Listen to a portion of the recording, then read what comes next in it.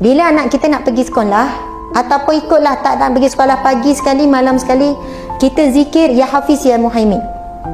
Ya Hafiz Ya Muhaimin membawa maksud Allah yang maha menjaga, yang maha mengawasi. Kita zikir, nak ulang berapa? 1 kali pun jadi dengan khusyuk. Nak ulang 3 kali pun boleh. Ya Hafiz Ya Muhaimin. Kadang-kadang saya biasa sekali je.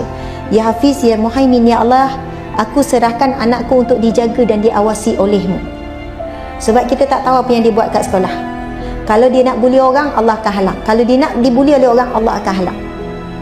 Ya Hafiz Ya Muhaimin. Yang jaga anak kita bukan kita, Allah yang jaga. Yang awasi anak kita, tiba-tiba anak kita contohnya nak terpengaruh kawan ajak, balik ni. Bila Allah awasi dia, Allah gagalkan perancangan. Allah akan halang. Allah akan campak rasa bersalah, dia tak jadi nak buat. Kita pesan macam mana pun, satu ketika dia lupa pesanan kita. Tapi kita gantungkan kepada Allah. Buat setiap hari, ibu-ibu sekalian.